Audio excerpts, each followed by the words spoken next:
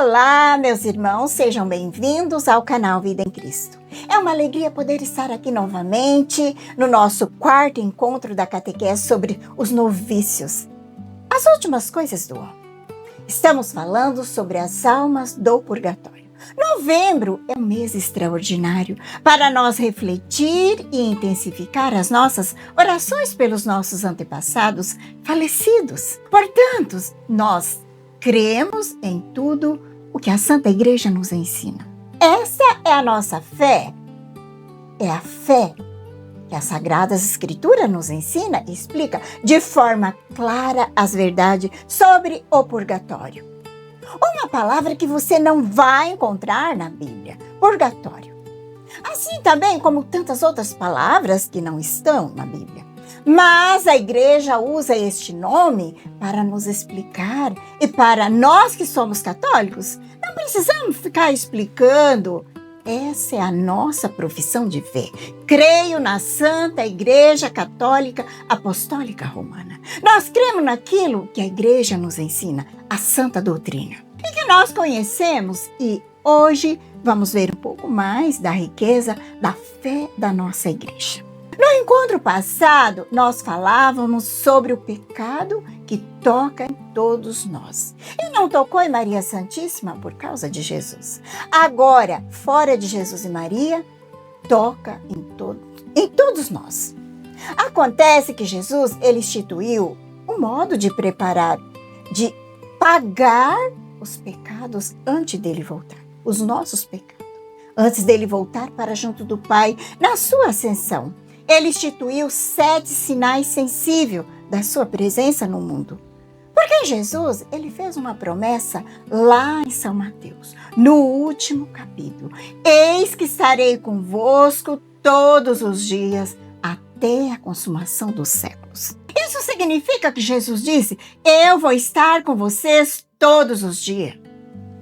No momento, os apóstolos não entenderam, mas depois, mais tarde, eles compreenderam com a vinda do Espírito Santo. E como Jesus cumpre essa promessa de ficar conosco todos os dias, através do sacramento do batismo. Quando um padre, ou um diácono, ou um bispo batiza um cristão, o que acontece ali? É Jesus mesmo que batiza. Jesus continua atuando quando um padre atende uma confissão. É Cristo que perdoa o pecado. Do mesmo jeito que Cristo perdoou os pecados há 2000 e tantos anos atrás. É o mesmo Cristo que segue perdoando os pecados através de quem? Da igreja. Cristo que curou os doentes hoje é através do sacerdote que ele leva a unção dos enfermos. É um sacramento duplo que pode servir para curar fisicamente e, se for da vontade de Deus, para preparar e dispor a alma para a vida eterna.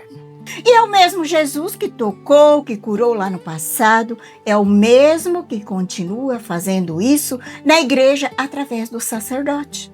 O mesmo Jesus que celebrou a missa mais longa da história. Começou na Quinta-feira Santa e terminou no domingo de Páscoa.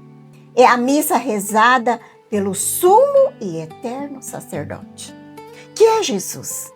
A missa que nós participamos hoje, ela é uma extensão no tempo da única missa, do único sacerdote que é Jesus. E o que a igreja nos ensina? Os padres, eles são participantes do sacerdócio de Cristo. Porque, na verdade, quem reza a missa não é o padre. É Cristo que está presente no Padre, através do Padre, apesar do Padre. Pode ser o maior pecador. Se ele reza a missa tendo a intenção de fazer o que Jesus fez, é Jesus que está ali presente no Padre, apesar do Padre. Veja que isso é uma grande graça, porque Jesus, ele continua presente com uma única diferença. Que há 2000 anos atrás, Jesus estava presente fisicamente e visivelmente. Hoje em dia, ele está presente fisicamente na Eucaristia, mas não visivelmente. Nós não vemos Jesus na sua forma física, como há 2000 anos atrás. Ele era visto, mas Jesus está aqui vivo fisicamente. É possível tocá-lo na Eucaristia. Ele está presente vivo. Nós tocamos em Deus. Hoje nós temos uma graça muito maior do que os profetas lá do Antigo Testamento. Muitos profetas quiseram ver o Messias e não viram. Naquele tempo, muita gente, só de tocar na Arca da Aliança, morria. Veja que a Arca da Aliança era apenas um objeto sagrado. E hoje nós temos o próprio Deus e nós tocamos nele e não morremos. Comungar e continuar vivo, isso é um grande milagre. Deus, ele precisa sustentar a nossa existência. Porque se Deus não fizesse isso, nós seríamos totalmente desintegrado. Nós viraria pó. Ao receber a natureza santíssima de Cristo na nossa natureza pecadora, nós seríamos aniquilados. Então, para nós hoje, é um grande milagre receber Jesus, a sua presença viva na Eucaristia, e continuar vivo. Isso já é o céu aqui na terra. A presença da igreja. Jesus já realiza aqui uma maneira não totalmente completa e plena, mas é pleno e visível, mas já realiza a salvação aqui. Já começou, já está entre nós. Jesus restaura tudo aquilo que nós falamos no encontro passado, que nossos primeiros pais perderam, que eram os dons preternaturais. Quais eram esses dons? Veja como Deus pensou no ser humano, imortal, impassível, que não sentiria dor, não teria sofrimento, portador da ciência infusa e gozava da presença visível e concreta de Deus o tempo todo. Porque na igreja e nos santos, Jesus já realiza aquilo que ele já prometeu. Porque Deus, ele não cria algo para abandonar. Não. Este era o projeto de Deus lá no começo da criação, quando ele nos criou. Deus queria que o homem fosse assim, que o homem fosse imortal, que tivesse a ciência infusa, fosse impassível, que vivesse na sua presença. Foi assim que Deus nos planejou para viver nesse corpo, a nossa alma unida temporariamente. Quando nós morrer, há uma separação. Mas no projeto de Deus era para a gente viver unido a Ele. E no juízo final, todos nós ressuscitaremos fisicamente. Nós vamos viver a vida eterna nesse corpo. Por isso, quando a gente fala da castidade, da preservação da própria dignidade do corpo, o cuidado com o corpo, aonde o Espírito Santo habita, o nosso corpo, aonde a graça de Deus acontece, é no nosso corpo, que foi resgatado pelo sangue de Cristo. Por isso, o nosso corpo não pode ser profanado de jeito nenhum. Por isso que a igreja tem um cuidado de encomendar o corpo de alguém antes de sepultar. A igreja benze a sepultura antes de abaixar o corpo na sepultura. Por isso que a igreja zela e vela ao sepulcro do corpo dos seus filhos. Porque o nosso corpo não é qualquer coisa. É templo do Espírito Santo. O nosso corpo precisa ter uma dignidade. Porque esse corpo que está ali recebeu Jesus na Eucaristia várias vezes recebeu os sacramentos. Então precisa ter uma dignidade. A igreja condena aqueles que o descuida com o corpo do seu ente querido, que morre, que não recebe uma dignidade como um filho de Deus, que é a imagem e semelhança dele. Porque esse corpo vai ser abaixado na terra, vai reduzir ao pó, que vão sobrar somente os ossos. Mas esse corpo, no dia da ressurreição final, será reconstituído.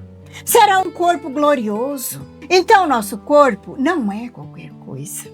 Por isso que as relíquias dos santos, eles são fragmentos dos ossos, cabelo, qualquer coisa que tenha tocado no corpo de um santo, que alguém Alguém que já está junto de Deus é algo que a gente preserva com todo cuidado.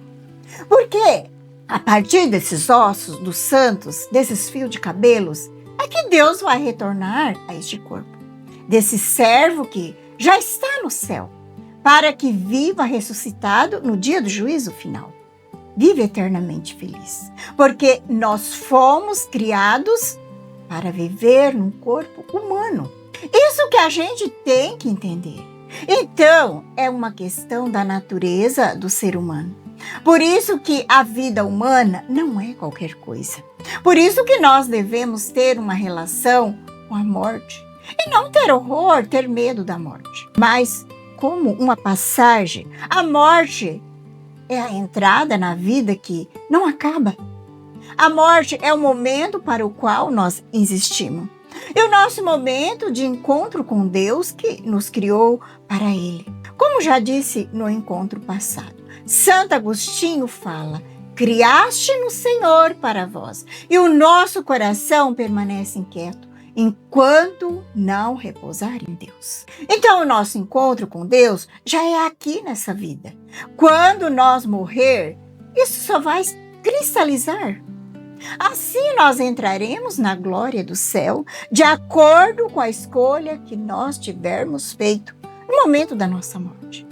Por isso que, quando nós rezamos Ave Maria, a gente repete tantas vezes com insistência: Santa Maria, Mãe de Deus, rogai por nós pecadores, agora e na hora da nossa morte. Porque a morte é crucial. Do jeito que nós morremos, nós comparecemos na presença de Deus. É isso hoje para a nossa catequese. Vamos estar dando continuidade nos próximos encontros. Rezemos pelas almas dos nossos fiéis defuntos, falecidos. Glória ao Pai, ao Filho, ao Espírito Santo, como era no princípio, agora e sempre. Amém. Dai-lhe, Senhor, o repouso eterno, que a luz perpétua ilumine e que as almas descansem em paz. Amém.